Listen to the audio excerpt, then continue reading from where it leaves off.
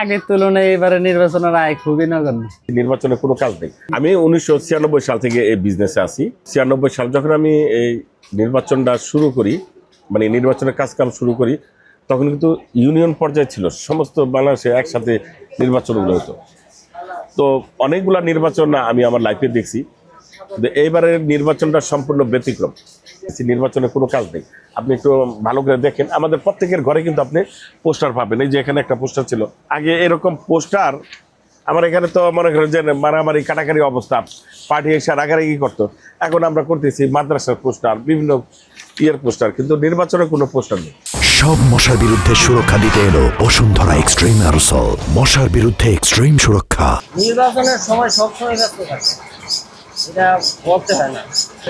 ঈদ ছিল ভালো, দেখা গেছে একজনে অর্ডার দিলেই তো লাখ লাখ পিস অর্ডার দিত, বুঝলেন না? 50,000 1 লাখ, ওই 1 লাখ পিস অর্ডার কাজ করতে করতে তো 3-4 দিন সময় যেতে হবে, 4-5 দিন যেতে হবে।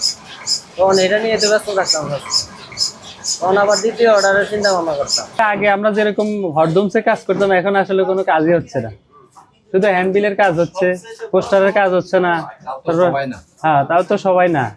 তারপরে হইলো আমরা বেস কার্ড করতাম, আরো অন্যান্য ব্যানার করতাম, বিভিন্ন কাজে অনেক ব্যস্ত থাকতাম, প্রচুর ব্যস্ত থাকতাম। এইবার শুধু আমরা নতুন বছরের উপলক্ষে আমরা নোটবুক ডায়েরিতে আসলে ব্যস্ত, নির্বাচনের কাজ ওরকম আসলে হচ্ছে না।